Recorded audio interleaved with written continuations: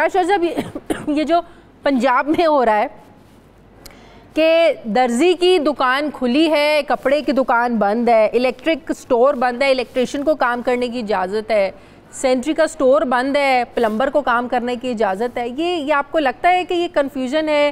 हुकूमत को इसको क्लियर करना चाहिए। अगर आपने मज़दूर को काम करने की इजाज़त दी है, पब्लिक ट्रांसपोर्ट तो बंद है, तो मज़दूर काम करने के लिए कैसे जाएगा? देखिए, इसके अंदर जो हमारी बात थी वो तो आपने खुद कर दी है कि हुकूमत इस वक्त मुकम्मल तौर पे कंफ्यूज है।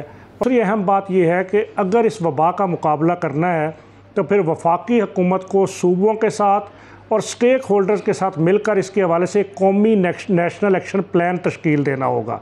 हुकूमत की अदम यकसुई, वज़ीर आज़म के कुछ बयानात और सूबाई हुकूमतों के कुछ बयानात वो कौम को घरों तक महदूद नहीं होने दे रहे। इसलिए कि अगर वज़ीर आज़म लॉकडाउन के मुज़म्मरात से लोगों को आगाह करते हैं कि उसके नतीजे में नुकसान क्या होगा, तो सूबाई वज़राए आला लॉकडाउन के फ़वाइद बयान करते हैं। अच्छा। जिसकी वजह से लॉकडाउन पर उस तरीके से अमल नहीं हो रहा।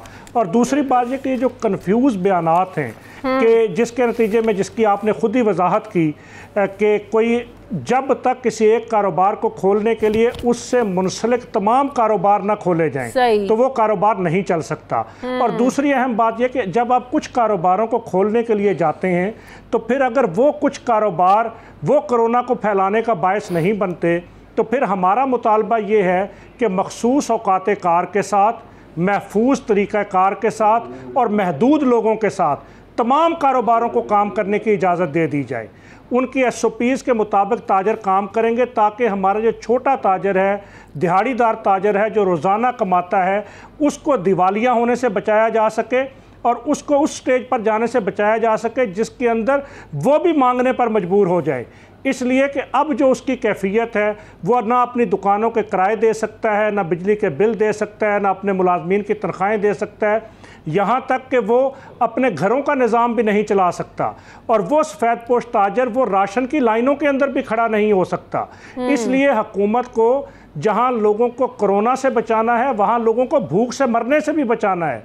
और इसके लिए हुकूमत को बहुत सोच समझ कर मुश्तरका फैसलों के तहत एक मुत्तफ़िका पॉलिसी अपनाने की ज़रूरत है। बकौल आपके हर किस्म के कारोबार को खोलने की स्टेज पर इजाज़त मिलनी चाहिए, आप ये कह रहे हैं?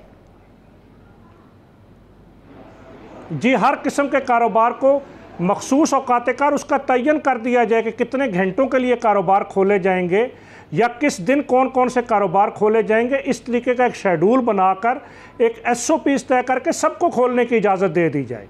और अगर लॉकडाउन ज़रूरी है तो मैं ये कहना चाहूँगा कि हमने वज़ीर आज़म पाकिस्तान को मईशत को बचाने और मईशत की बहाली के लिए 21 नुकाती चार्टर ऑफ डिमांड दिया है। फिर हुकूमत ताजरों को माशी रिलीफ देते हुए मुकम्मल लॉकडाउन का फैसला कर ले, ताजर उसके लिए भी तैयार हैं। लेकिन फिर ताजरों को जिस तरह दुनिया के महज़्ज़ब ममालिक के अंदर मईशत बचाने के लिए रिलीफ दिया गया तो हुकूमत पाकिस्तान भी वो हमारे 21 नुकात के ऊपर अमल करे और मुकम्मल तरीके से लॉकडाउन कर दे ताकि मुल्क को कोरोना से बिल्कुल महफूज किया जा सके। वो जो रीफाइनेंसिंग एक स्कीम मुतारिफ करवाई है, वो छोटे ताजर भी उससे, कारोबारी हजरात हैं, उससे फ़ायदा उठा सकते हैं कि अगर आप लोगों के पास मुलाजमीन को तनख्वाहें देने के लिए पैसे नहीं हैं तो आप सिर्फ 5% जो शरह सूद है वो दें और आप कर्जे लें और अपने जो लोग हैं मुलाजमीन उनको तनख्वाहें दें। या आप लोगों के रिलीफ के लिए तो किया है स्टेट बैंक ऑफ पाकिस्तान ने।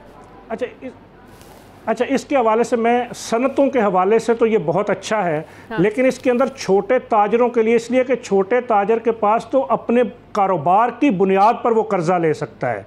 और हमने जो 21 नुकाती चार्टर ऑफ डिमांड दिया उसमें यही बात कही है कि छोटे ताजरों के लिए छोटे कर्ज़ों की बग़ैर सूद की अलग स्कीम लाई जाए। अच्छा। ताकि वो उसके नतीजे में अपने मुलाजमीन, अपने ज़ाती अखराजात और अपने निज़ाम को दोबारा चला सके।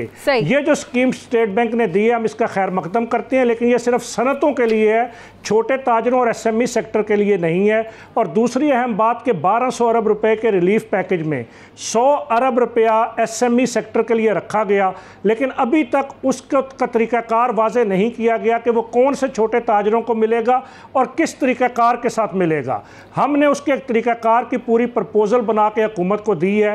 हुकूमत को चाहिए कि वो 100 अरब रुपया और 7 सूबे अपने वसाइल से पैसे को मिलाते हुए ताजरों के लिए एक मुआशी पैकेज का ऐलान करें ताकि फिर हुकूमत जिस तरह चाहे ताजर उस तरह अमल करने के लिए तैयार है। सही।